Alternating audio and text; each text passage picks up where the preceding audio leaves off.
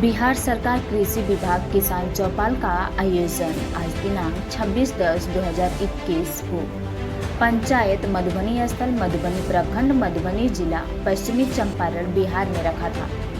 इसमें आसपास के अनेकों छोटे बड़े गांव के सैकड़ों किसान एकत्रित हुए। इस कार्यक्रम में किसान सलाहकार किसानों को नई यंत्रों के बारे में बताते हैं और नए कृषि विधियों की जानकारी देते हैं। अगर आप किसान भाई बंधु हैं तो अपने गांव के आसपास कहीं भी किसान चौपाल का आयोजन होता है तो आपको अवश्य जाना चाहिए और जानकारियों से लाभ उठाना चाहिए और अपनी पैदावार को 2 गुनी 3 गुनी करना चाहिए। बिहार सरकार कृषि विभाग किसान चौपाल का आयोजन आज दिनांक 26/10/2021 को पश्चिमी चंपारण बिहार में रखा गया। मुकेश कुमार यादव एग्रीकल्चर कोऑर्डिनेटर मधुबनी प्रखंड से है। किसान अच्छा, क्यों हम लोग बार बार एक ही खेती नहीं कर सकते हैं अपने जमीन पे? देखिए, बार बार खेती करने से मिट्टी की उर्वरा शक्ति का लॉस होता है। किसान को हमको यही समझाना है कि आप फसल चक्र अपनाइए ताकि मिट्टी की उर्वरा शक्ति को बना रहे। फसल चक्र अपनाने के मतलब एक बार गहरी जड़ वाली फसल बोइए, एक बार उथली जड़ वाली फसल बोइए, एक बार अधिक पानी चाहने वाली फसल बोइए तो एक बार कम पानी चाहने। इस तरह उपकरण अच्छा होता है। इस बात को देखते हैं कि किसान कितना इस बात को समझ सके हैं, किसान सलाहकार की बातों को। बार बार सर क्यों नहीं एक खेत पे बार बार एक ही फसल क्यों नहीं उगाई जा सकती? बोएंगे तो कम हो जाएगा। चलिए, इस नाते से लग रहा है कि किसान चौपाल का कुछ महत्व अपना बातों को ये लोग रख पाए हैं और किसान समझ सके हैं। इसी मामले में आखिर में किसान की शिकायत क्या है किसान चौपाल से? क्या शिकायत है? शिकायत ये है, सबसे पहले तो यहाँ खेत में सर्वे होना चाहिए हर एक जगह पे। सर्वे क्यों होना चाहिए? सर्वे इसलिए होना चाहिए, जहाँ भी जाओ अभी चल के देख लिया जाए, हर एक जगह कम से कम कहीं 5 फीट, कहीं 8 फीट तक, कहीं 3 फीट, हर एक जगह जल जमा हुआ है। हर एक जगह आज 2 साल से त्राईमाम यहाँ पे सब किसान कर रहा है। कहीं फसल सूख रहा है, कहीं दह रहा है, कहीं डूब रहा है। तो पुल पुलिया नाला यहाँ पे नहीं है। खेत में हरदम जल जमाव रहेगा तो कहाँ से फसल होगा? होने का कोई चांस ही नहीं है।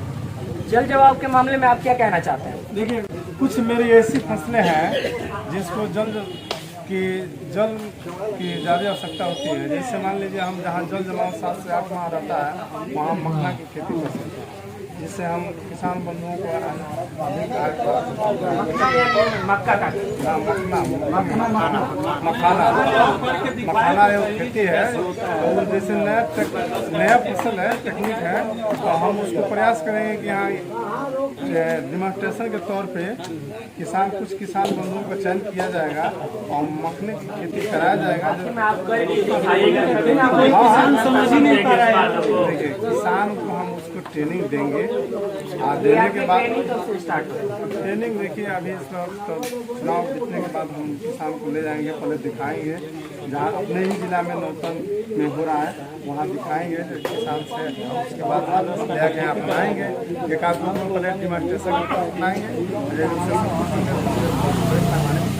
काफी बेहतर है, इसका लाभ तो होना चाहिए बढ़िया बिल्कुल तरीके से, ताकि सारे लोग समझे, उसको बूझें और फिर उसको अपनाएं। बार बार करना तो बार बार नुकसान हो जाएगा। इस वक्त चर्चा हम किए हैं, अपनाएंगे, एक आध दो पहले डिमॉन्स्ट्रेशन अपनाएंगे। काफी बेहतर है, इसका लाभ तो होना चाहिए बढ़िया बिल्कुल तरीके से, ताकि सारे लोग समझे, उसको बूझें और फिर उसको अपनाएं।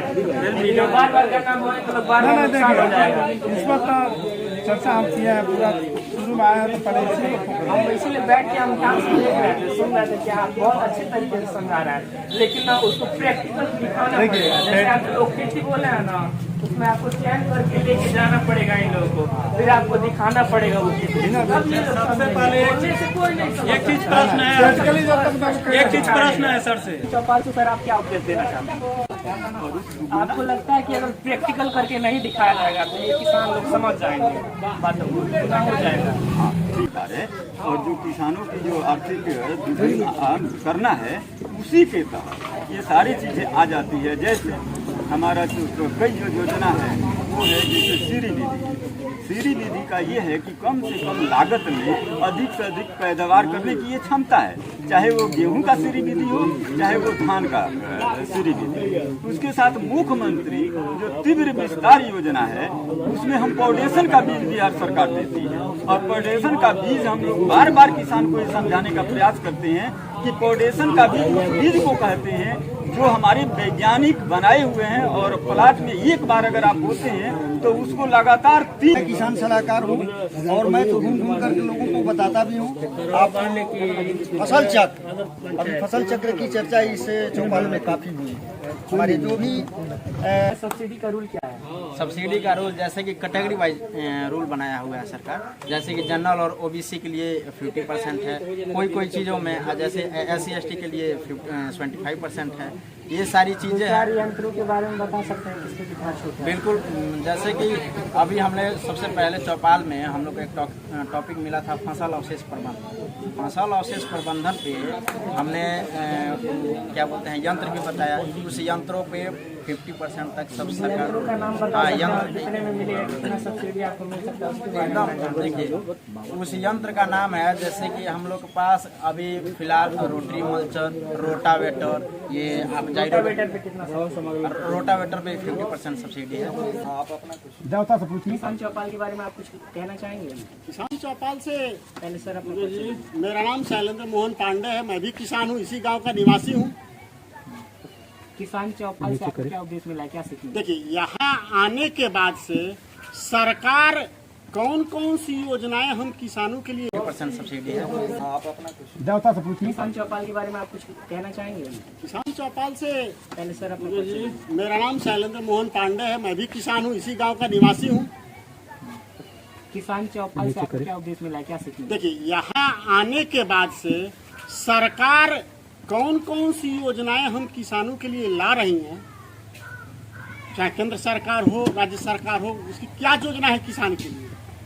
यहाँ जब आते हैं तभी यह बात समझ में आती है। किसानों की आय दुगुनी करने की जानकारी के अभाव में दुगुनी नहीं हो पाती है, हमारा लागत भी नहीं निकल रहा है।